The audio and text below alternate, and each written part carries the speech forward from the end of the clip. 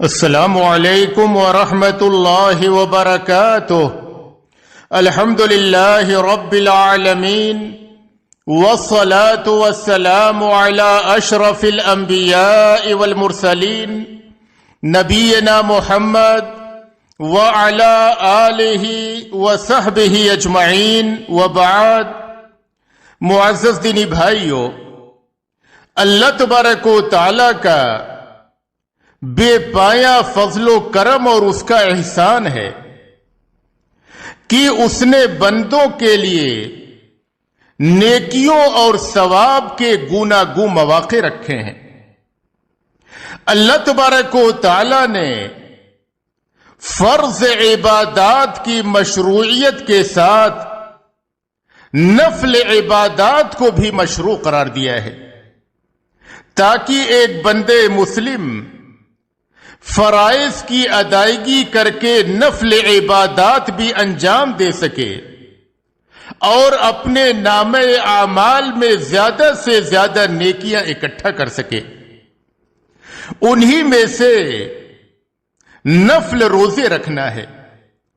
فرض روزوں کے اہتمام اور پابندی کے ساتھ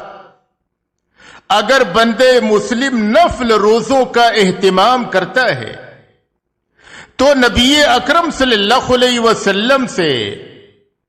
ان کی غایت درجہ فضیلت وارد ہے۔ آج کے پروگرام میں انشاءاللہ نفل روزوں کی قدر و منزلت اور ان کے فضائل و ثمرات کا ذکر کیا جائے گا۔ نفل روزوں کی فضیلت میں سے ایک اہم فضیلت یہ ہے کہ اگر بندے مسلم سے فرض روزوں کی ادائیگی میں کچھ کمی کوتاہی کچھ غلطیاں واقع ہوئیں تو قیامت کے دن ان نفل روزوں کے ذریعے سے اس کمی کو دور کر دیا جائے گا۔ تمیم داری رضی اللہ عنہ بیان کرتے ہیں کہ نبی اکرم صلی اللہ علیہ وسلم نے فرمایا کہ قیامت کے دن بندے مسلم سے سب سے پہلے اس کے جس عمل کا حساب لیا جائے گا یہ اس کی نماز ہوگی۔ اگر نماز اس نے مکمل طریقے سے ادا کیا ہوگا تو اس کے لیے پورا کا پورا اجر و ثواب لکھ دیا جائے گا، اور اگر اس کی نماز میں کچھ کمی اور کوتاہی ہوگی تو اللہ تبارک و تعالی فرشتوں سے فرمائے گا انظروا هل تجدون لعبدی من تطوع، تم دیکھو کیا میرے بندے نے کچھ نفل نمازیں پڑھی ہیں۔ اگر اس کے پاس نفل نمازیں ہیں تو اس کے ذریعے سے فرائض کی کمی اور کوتاہی کو مکمل کر دو۔ پھر نبی اکرم صلی اللہ علیہ وسلم فرماتے ہیں ثم الزکاة كذلك ثم تؤخذ الاعمال على حسب ذلك، پھر زکوٰۃ اور اس کے بعد باقی تمام اعمال کا حساب بھی اسی طرح سے لیا جائے گا۔ اگر فرائض میں کچھ کمی ہوگی تو نوافل کے ذریعے سے اس کمی کو مکمل کر دیا جائے گا۔ تو ایک بندے مسلم نفل روزوں کا اہتمام کرے تاکہ اگر اس کے فرائض میں کچھ کمی واقع ہوئی تو اس کی وہ کمی دور کر دی جائے نفل روزوں کے ذریعے سے۔ اسی طریقے سے نفل روزوں کے اہتمام کا دوسرا فائدہ یہ ہے کہ نفل روزے جہنم سے بچاؤ کے لیے ڈھال ہیں۔ کعب بن عجرہ رضی اللہ عنہ بیان کرتے ہیں کہ نبی اکرم صلی اللہ علیہ وسلم نے ان سے فرمایا یا کعب بن عجرہ الصلاة برہان والصوم جنۃ حصینہ، کہ اے کعب بن عجرہ نماز یہ بندے مومن کے ایمان کی دلیل ہے اور روزہ مضبوط ڈھال ہے۔ اور جابر رضی اللہ عنہ کی روایت میں ہے کہ نبی اکرم صلی اللہ علیہ وسلم نے فرمایا کہ اللہ تبارک و تعالی فرماتا ہے الصیام جنۃ یستجن بها العبد من النار وهو لی وانا اجزی بہ، کہ روزہ ڈھال ہے جس کے ذریعے سے بندے مسلم جہنم سے اپنے لیے بچاؤ اختیار کرتا ہے، اور اللہ تبارک و تعالی نے فرمایا کہ روزہ میرے لیے ہے اور میں ہی اس کا بدلہ دوں گا۔ اور عثمان بن ابو العاص رضی اللہ عنہ بیان کرتے ہیں کہ نبی اکرم صلی اللہ علیہ وسلم نے فرمایا الصیام جنۃ من النار کجنۃ احدکم من القتال، کہ روزہ آتش جہنم سے ڈھال ہے جس طریقے سے تم میں کا کوئی شخص لڑائی میں اپنے بچاؤ کے لیے ڈھال اختیار کرتا ہے۔ اسی طریقے سے نفل روزوں کی ایک فضیلت یہ بھی ہے کہ یہ نفل روزے جو شخص فرض روزوں کی پابندی کرے اس کے بعد نفل روزوں کا بھی اہتمام کرے تو یہ روزے جہنم سے حفاظت کے لیے مضبوط قلعہ ہے۔ ابو ہریرہ رضی اللہ عنہ بیان کرتے ہیں کہ نبی اکرم صلی اللہ علیہ وسلم نے فرمایا الصیام جنہ وحصن حصین من النار، کہ روزہ ڈھال ہے اور جہنم سے حفاظت کا مضبوط قلعہ ہے۔ اسی طریقے سے روزہ، یہ نفل روزے یہ شہوت سے ڈھال ہیں۔ عبداللہ بن مسعود رضی اللہ عنہ بیان کرتے ہیں کہ نبی اکرم صلی اللہ علیہ وسلم نے فرمایا یا معشر الشباب من استطاع منکم الباءة فلیتزوج فإنه اغض للبصر وَأَحْسَنُ لِلْفَرْجِ، کہ اے نوجوانوں کی جماعت، تم میں سے جو شخص شادی کی طاقت رکھتا ہو، یعنی اس کے پاس جسمانی طاقت بھی ہو اور مالی طاقت بھی ہو، اسے چاہیے کہ وہ شادی کر لے، اس لیے کہ اس کے ذریعے سے نگاہ کی اور شرمگاہ کی حفاظت ہوتی ہے۔ پھر آپ صلی اللہ علیہ وسلم نے فرمایا وَمَن لَّمْ يَسْتَطِعْ فَعَلَيْهِ بِالصَّوْمِ فَإِنَّهُ لَهُ وِجَاءٌ، اور جو شخص شادی کی طاقت نہ رکھتا ہو، یعنی اس کے پاس مالی طاقت نہ ہو،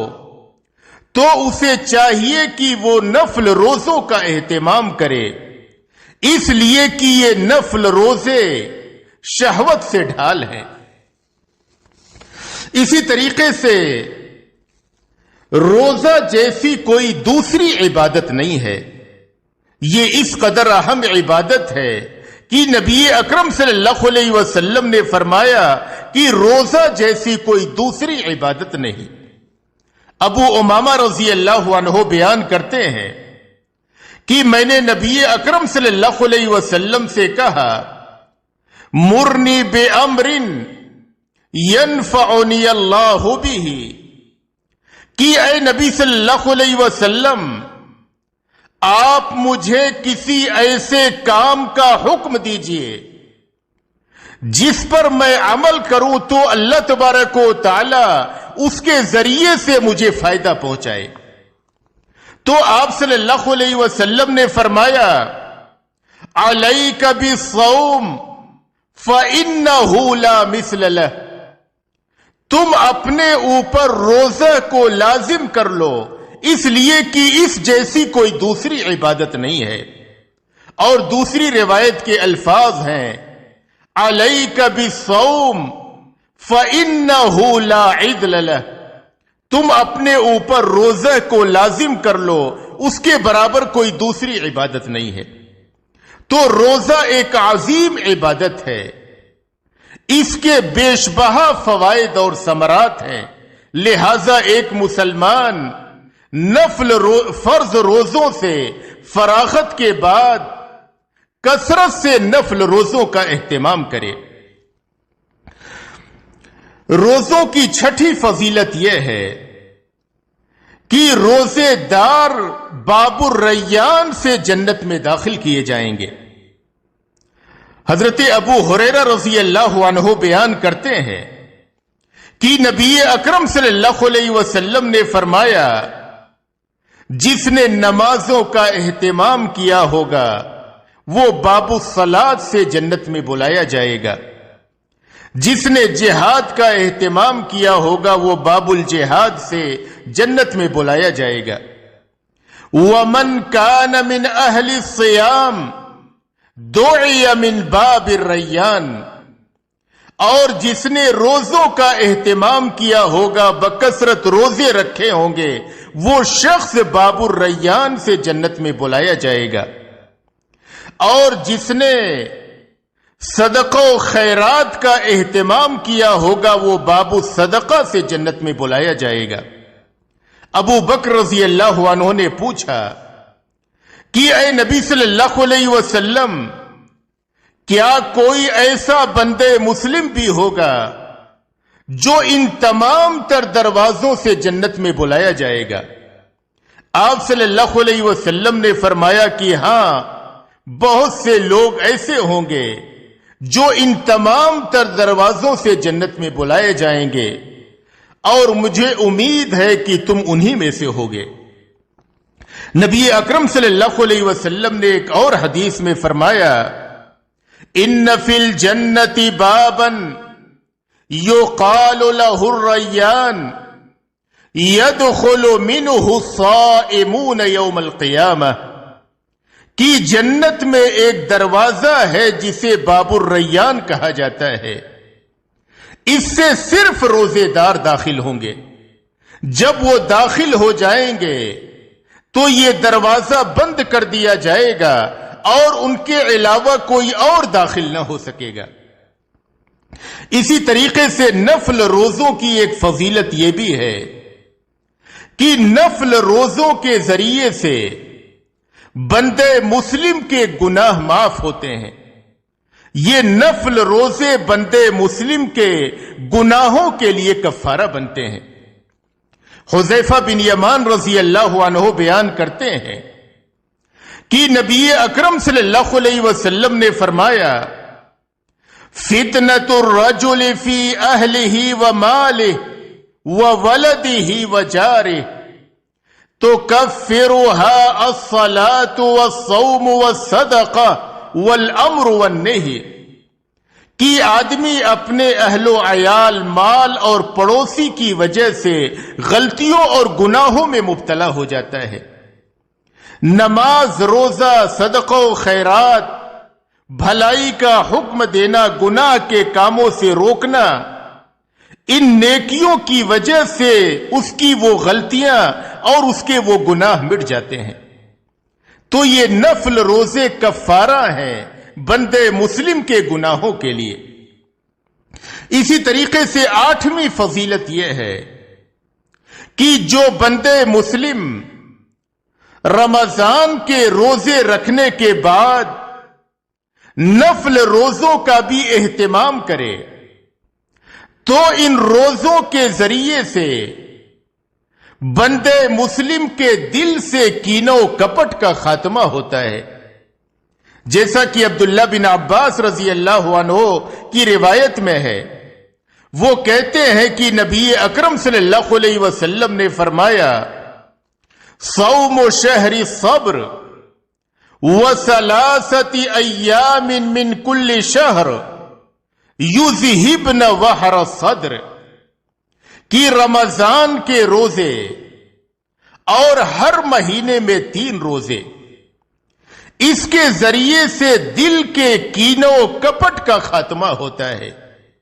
جو آدمی رمضان کے روزے رکھے اور ہر مہینے میں 3 نفلی روزوں کا اہتمام کرے، اس کے ذریعے سے دل کے کینہ و کپٹ کا خاتمہ ہوتا ہے۔ 9ویں فضیلت یہ ہے کہ اللہ تبارک و تعالی نے نفل روزے رکھنے والوں کے لیے جنت میں عالی شان محلات اور عالی شان کمرے تیار کر رکھے ہیں۔ ابو مالک اشعری رضی اللہ عنہ بیان کرتے ہیں کہ نبی اکرم صلی اللہ علیہ وسلم نے فرمایا، ان فی الجنت غرفا یرا ظاہرها من باطنها وباطنها من ظاہرها اعدها اللہ تعالی لمن اطعم الطعام وَأَلَانَ الْكَلَامُ وَتَابَعَ الصِّيَامُ وَأَفْشَى السَّلَامُ وَصَلَّى بِاللَّيْلِ وَالنَّاسُ نِيَامٌ، کہ بے شک جنت میں کچھ کمرے ہیں کہ ان کے اندر کا حصہ باہر سے اور باہر کا اندر سے دکھائی دیتا ہے۔